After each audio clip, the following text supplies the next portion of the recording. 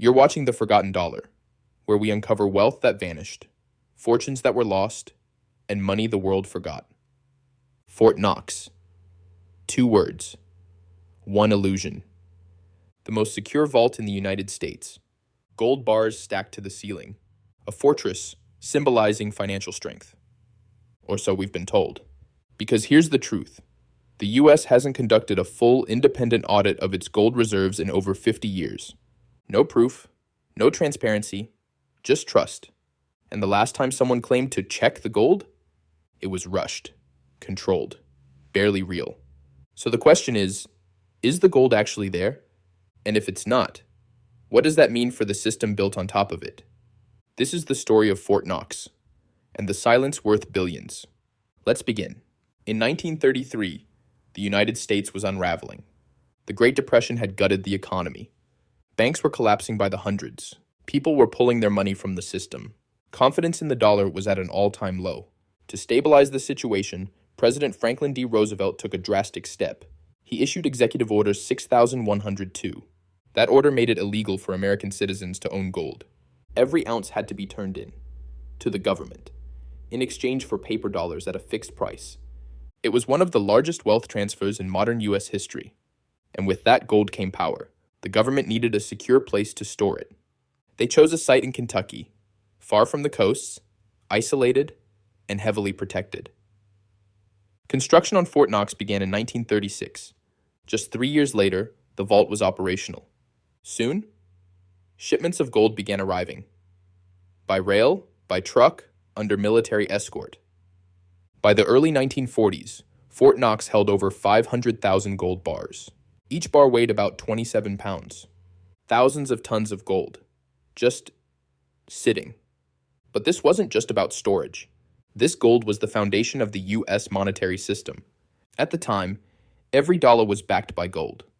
The promise was simple. $1 equals a specific amount of gold. This gave the world confidence in the U.S. economy. But it also made the U.S. vulnerable, because if too many countries redeemed their dollars for gold,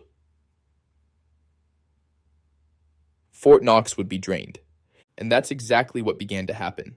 In the 1950s and 60s, the U.S. was printing money like never before, rebuilding Europe, funding wars, creating global infrastructure.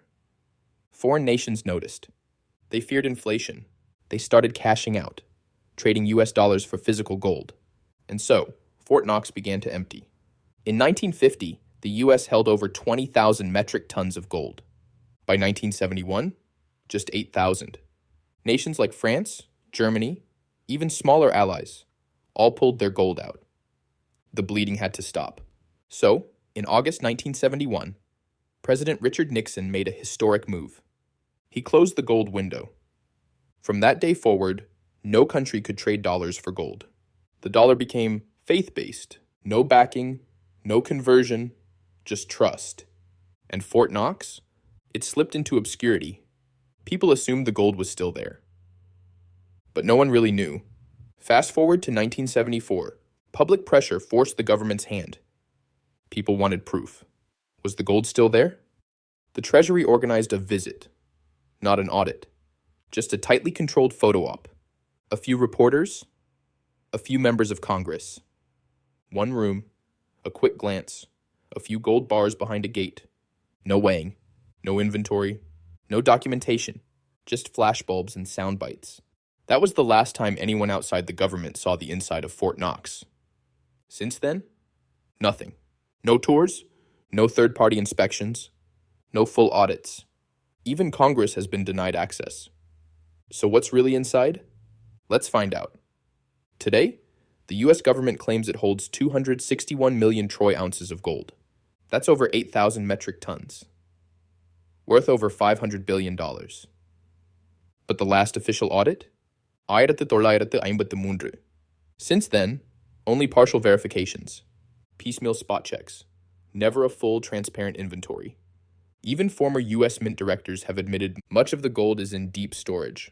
Some is off-site. Some is not immediately available. Translation? Nobody really knows what's where, or if it's even there. Gold experts say there are even deeper issues.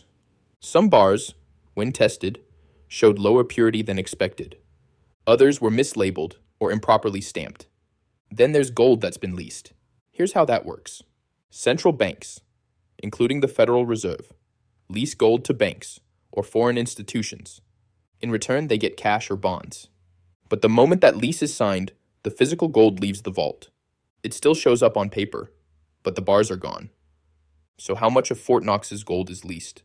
We don't know, because they won't tell us. In 2011, Congressman Ron Paul demanded a full audit. He was denied. When Germany asked to repatriate some of its gold held in the US, they were told it would take 7 years.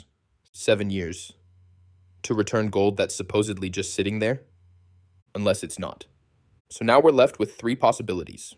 Scenario 1, the gold is there, untouched, pristine, but the government hides it out of habit or paranoia.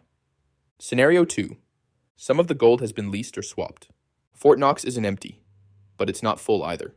Scenario 3, the gold is gone, leased, sold, or replaced with bars of lower grade metal. If that's the case, Fort Knox is a myth, a monument to a system that no longer exists.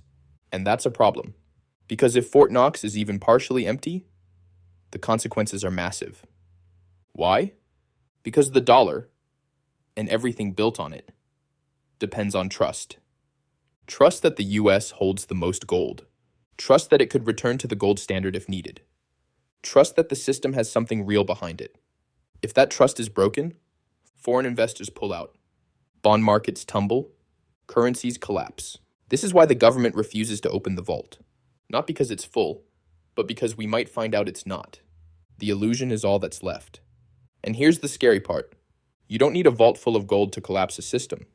You just need enough people to doubt it exists. Confidence is the glue holding everything together. Once that's gone, the dollar turns into fiction. And fictions don't last forever. So the doors of Fort Knox stay shut, the cameras stay out, and the silence stays loud. Because Fort Knox isn't just about gold. It's about belief. The belief that there's something real behind the paper. That the empire is backed by something solid. That the wealth is more than illusion. But in a system that hasn't been audited in half a century, that belief may already be gone. This is The Forgotten Dollar. Subscribe for more stories about missing fortunes, financial mysteries, and the secrets they never wanted you to ask about.